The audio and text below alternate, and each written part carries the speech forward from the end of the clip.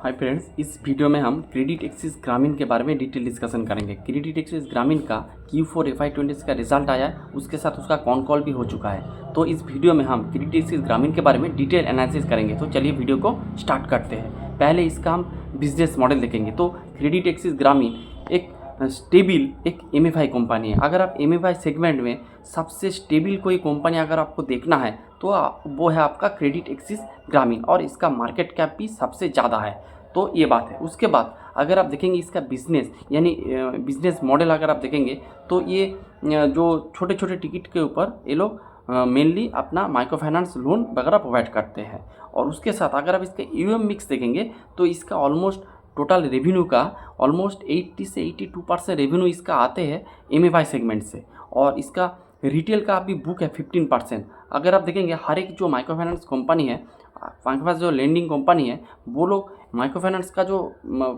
Portion है इसको थोड़ा घटा रहा है, और उसी जगह पे ये लोग अपना रिटेल या फिर इंडिविजुअल लोन या फिर हाउसिंग लोन, होलसेल लोन इस तरह का प्रोडक्ट इंट्रोड्यूस कर रहा है। और क्रेडिट एक्सिस ग्रामीण भी यही कर रहा है। उसका भी जो रिटेल बुक है जो नॉन MFI यानी वो सिक्योर बुक है, उनमें इसका परसेंटेज है 15%। अभी उसका करेंट एलोकेशन है 15% ऑफ टोटल रेवेन्यू। और इनमें ये लोग कुछ बिजनेस लोन देता है, फिर आपका तो लैब का कुछ लोन देता है, फिर आपका टू व्हीलर लोन वगैरह इस तरह का प्रोडक्ट ये लोग सेल करते हैं। तो उसके बाद ये लोग कुछ इंडिविजुअल लोन भी प्रोवाइड करते हैं, उसका परसेंटेज है 2 से 3%। तो इसका अगर आप देखेंगे समराइज़ करेंगे तो इसका बिजनेस का ऑलमोस्ट 80% रेवेन्यू इसका आते हैं, 80 से 82% रेवेन्यू आते हैं आपका अनसिक्योर यानी जो आपका MFI से, और जो मोटा मोटी 16 से 17% जो रेवेन्यू आते हैं वो आते हैं आपका सिक्योर से, यानी जो आपका इंडिविजुअल लोन फिर आपका रिटेल लोन इस तरह का प्रोडक्ट से आते हैं। तो लेकिन ज़्यादातर इसका रेवेन्यू MFI सेगमेंट में से आते हैं। तो ये हो गया आपका बिजनेस मॉडल। आप चलते इसका Q4 FY26 के रिजल्ट के ओर। अगर आप इसका AUM ग्रोथ देखेंगे तो 14% से ग्रो किया है। तो AUM ग्रोथ धीरे धीरे बढ़ रहा है। अगर आप लास्ट 3 क्वार्टर का देखेंगे तो इसका Q2 में इसका रेवेन्यू ग्रोथ था 3.1%, Q3 में था 7.1%, और Q4 में है 14%। तो इसका AUM का ग्रोथ धीरे धीरे बढ़ रहा है। उसके साथ अगर आप इसका डिस्बर्समेंट का रेट देखेंगे वो सबसे अच्छा है। अगर आप इसका डिस्बर्समेंट देखेंगे 44% क्वार्टर ऑन क्वार्टर बेसिस में ग्रो किया है, यानी ये अच्छे लेवल से अपना लोन बुक को डिस्बर्स भी कर रहा है, ग्रो कर रहा है, उसके साथ डिस्बर्समेंट भी चल रहा है। फिर इसका एक्स बकेट कलेक्शन देखेंगे, यानी जो लोन नया जो लोन डिस्बर्स किया है उसका जो कलेक्शन एफिशिएंसी है वो है मोटा मोटी 99.84%। तो लगभग 100% इसका collection x bucket collection efficiency अभी रन कर रहा है। फिर पैट अगर आप देखेंगे 690% से 19% से ग्रो किया है। और ROA अगर आप देखेंगे वो quarter on quarter, year on year, हर एक टाइम फ्रेम में इसका ROE इम्प्रूव हुआ है।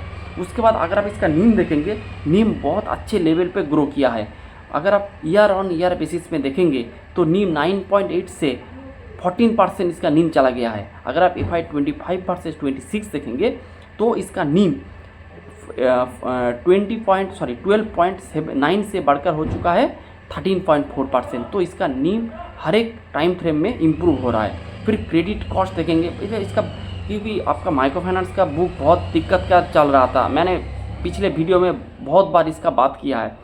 तो उसका क्रेडिट कॉस्ट अगर आप देखेंगे तो प्रोविज़न का नंबर जब बढ़ जाता है तो आपका क्रेडिट कॉस्ट का नंबर भी बढ़ जाते हैं।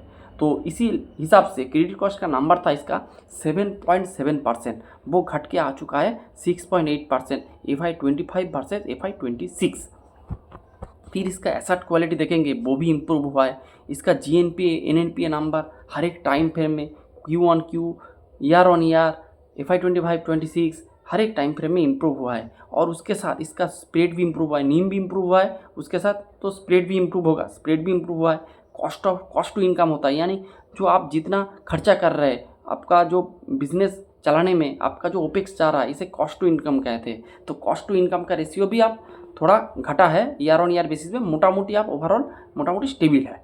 और उसके साथ अगर आप इसका देखेंगे जो कलेक्शन एफिशिएंसी बढ़ रहा है, AUM ग्रोथ बढ़ रहा है, डिस्बर्समेंट बढ़ रहा है, एसेट क्वालिटी इंप्रूव हो रहा है, ROE ऊपर की दिशा में जा रहा है। तो हर एक पैरामीटर आप देखेंगे बहुत अच्छे लेवल से परफॉर्म कर रहा है। उसके साथ अगर आप इसका कॉन कॉल देखेंगे तो मैनेजमेंट ने पहले ही गाइडेंस दिया है कि ये लोग FY27 में 20 से 25% से अपना लोन बुक को ग्रो करेंगे, जो कि मेरे हिसाब से बहुत ही अच्छा गाइडेंस है। सबसे बड़ा कंपनी है, उसके साथ इसका ये लोग स्टेबिलिटी है इस बिजनेस में, और ग्रोथ है 20 से 25%। अगर आप इस ग्रोथ को मुथूट माइक्रो फाइनेंस के साथ कंपेयर करेंगे तो मेरे को इस मामले में मुथूट को थोड़ा डाउन लगता है, क्योंकि आप देखेंगे मुथूट ने जब इसका कॉन कॉल हुआ था Q4 के बाद, उन्होंने बोला था हम 12 से 15% से अपना AUM को ग्रो करेंगे। लेकिन अब क्या हो रहा है, अब उन्होंने एक रिवाइज्ड एक गाइडेंस वगैरह प्रोवाइड किया है कि 20% कैगार में FY30 तक ग्रो करेंगे। लेकिन मेरे को FY27 का देखना है।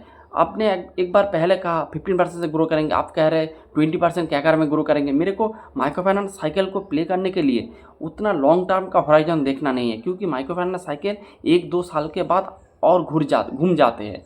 तो मेरे को 30 तक का कोई सपना देखना नहीं है, मेरे को इमीडिएट FY27 में क्या हो रहा है ये देखना है, फिर FY28।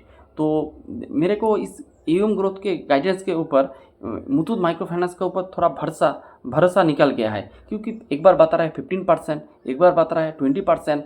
तो ये मेरे को कुछ ठीक नहीं लगा है इस मामले में। बाकी सब मुथूट माइक्रो फाइनेंस का फर्स्ट क्लास चल रहा है, तो ये बात है। फिर क्रेडिट कॉस्ट देखेंगे, गाइडेंस है 3 से 4%। अभी क्या है, अभी है आपका 6.8%। तो क्रेडिट कॉस्ट इंप्रूव होगा, यानी उसका प्रोविजन का नंबर घटेगा, स्लिपेज रेशियो घटेगा, आपका एसेट क्वालिटी बेहतर होगा, तभी तो आप प्रोविजन कम करेंगे। अगर आपका एसेट क्वालिटी, आपका DPD नंबर ऊपर की दिशा में जाएगा तो आप कभी भी प्रोविजन कमा नहीं सकते।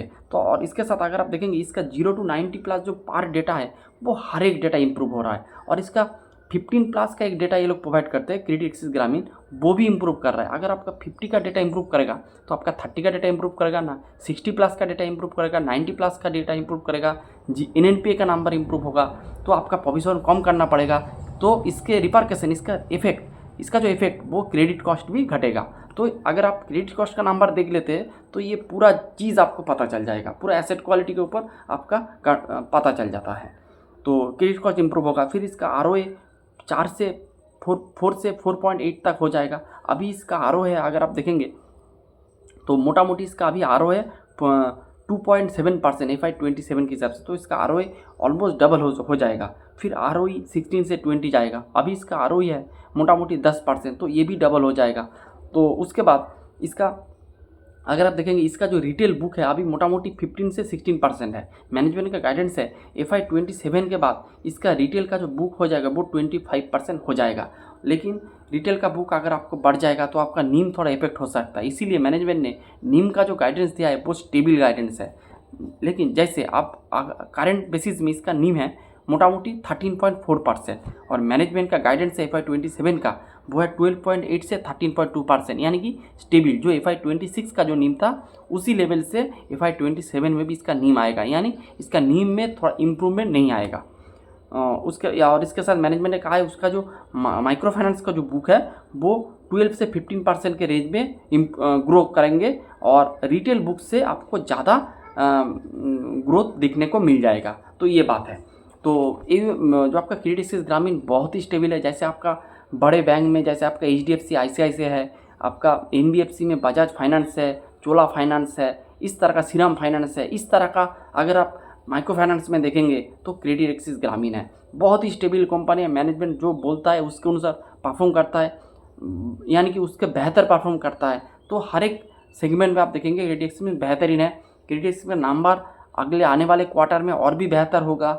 लेकिन मेरे को जो दिक्कत लगता है क्रेडिट एक्सिस ग्रामीण के साथ कि इसका हाई वैल्यूएशन, अगर आप इसका वैल्यूएशन देखेंगे तो मोटा मोटी आपको वैल्यूएशन 3 से ऊपर इसका प्राइस टू बुक रेशियो देखने को मिल जाएगा। तो इसी हिसाब से मेरे को लगता है कि क्रेडिट एक्सिस ग्रामीण का जो प्राइस टू बुक रेशियो यानी जो वैल्यूएशन है ये थोड़ा ओवर वैल्यूड है, ये मेरे को लगता है।